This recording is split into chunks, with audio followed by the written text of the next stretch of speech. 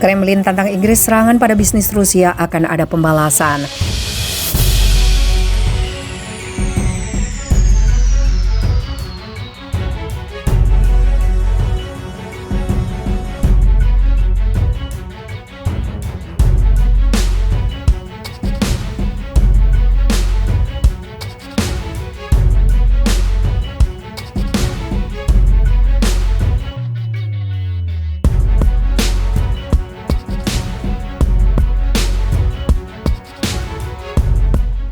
Inggris mengancam putaran baru perbatasan terhadap perusahaan Rusia dalam beberapa hari mendatang. London mengungkap apa yang disebutnya rencana invasi Rusia di tengah krisis Ukraina. Juru bicara Kremlin Dmitry Peskov menyatakan pada hari Senin bahwa rencana London menargetkan Rusia dengan sanksi tidak sah.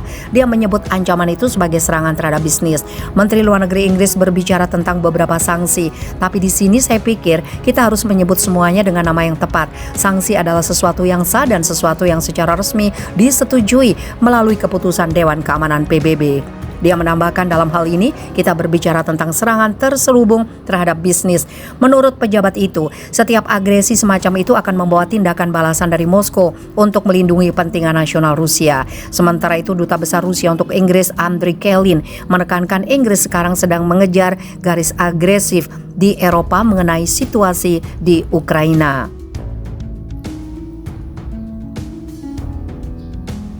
Menurutnya, pernyataan tentang ancaman Rusia antara lain disebabkan masalah dalam negeri Inggris, baik politik maupun ekonomi. Outlet media Inggris sebelumnya melaporkan kabinet berencana mengumumkan babak baru sanksi terhadap Rusia pada 31 Januari, menargetkan perusahaan energi dan industri strategis. Pada saat yang sama, Menteri Luar Negeri Liz Truss menyatakan pemerintah akan mengajukan rancangan undang-undang baru di Parlemen Inggris dalam upaya memperluas daftar sanksi anti Rusia.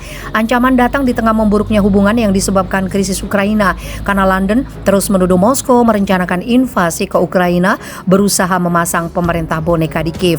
Moskow pada gilirannya mengecam tuduhan itu sebagai palsu, mengatakan eskalasi itu sengaja dibesar-besarkan Inggris dan Amerika Serikat yang merencanakan provokasi terhadap Rusia di Ukraina.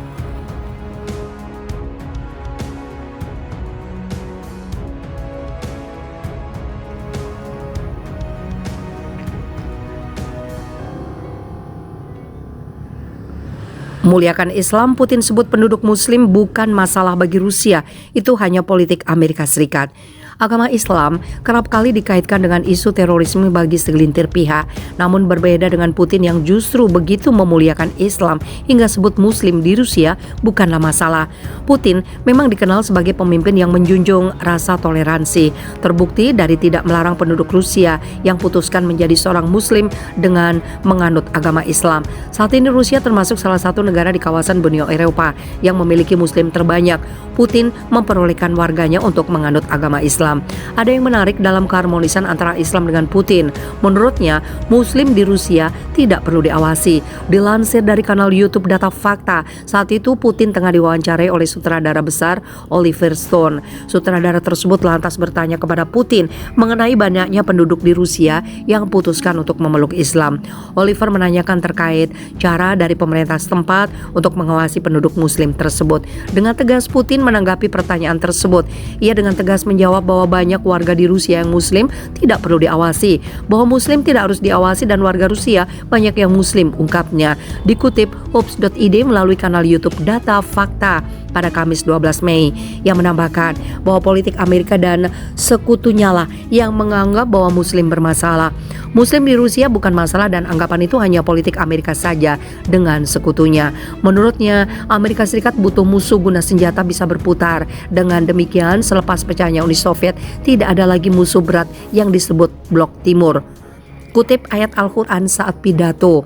Cara Putin dalam memuliakan Islam tidak hanya itu saja. Diketahui bahwa pria parubaya itu beberapa kali kerap kutip salah satu ayat Al-Quran dalam pidatonya. Dilansir dari kanal YouTube Data Fakta, diketahui Putin pernah mengutip Quran surat Asy-Syura ayat 23. Ayat tersebut dikutipnya pada saat menyampaikan pidato di Hari Persatuan Rusia pada tanggal 4 November 2020 silam, yang tentunya dalam terjemahan bahasa Rusia. Tidak hanya ayat itu saja, Putin juga pernah mengutip Quran surat An-Nahl ayat 128 yang memiliki arti, sesungguhnya Allah beserta orang-orang bertakwa dan orang-orang yang berbuat kebaikan. Quran surat An-Nahl ayat 28. Kutipan ayat tersebut disampaikannya saat berpidato dan membicarakan mengenai persahabatan, kebaikan bagi mereka yang berbuat baik.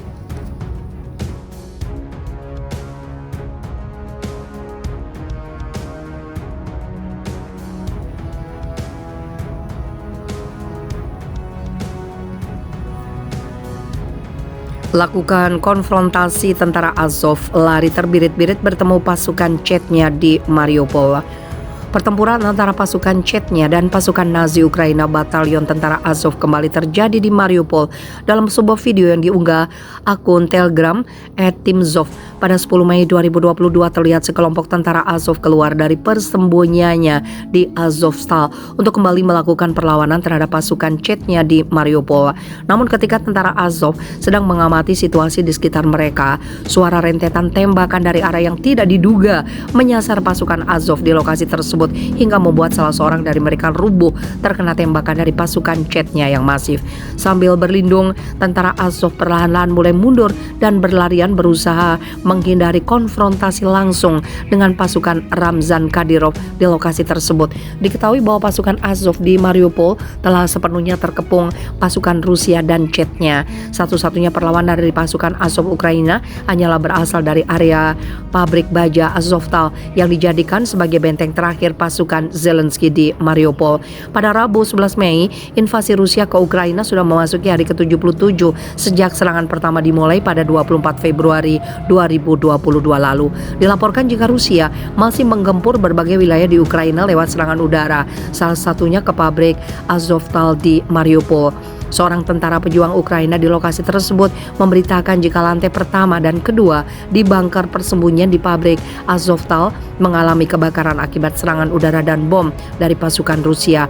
Wakil Perdana Menteri Ukraina Irina Vereshchuk mengatakan jika di persembunyian bunker Azovstal masih terdapat ribuan tentara termasuk ratusan yang luka-luka. Dalam keterangan seorang tentara Ukraina di Azovstal, Kapten Sviatoslav yang mengatakan jika masih ada 600 tentara Ukraina yang terluka dan membutuhkan perawatan medis. Namun, walau evakuasi sebelumnya telah dilakukan oleh kerjasama antara Rusia, Ukraina, dan UN, namun masih belum seluruhnya dapat dievakuasi. Saat kloter evakuasi pertama digelar, 500 warga telah diangkut ke Zaporizhia. Sisanya masih bertahan di bawah pabrik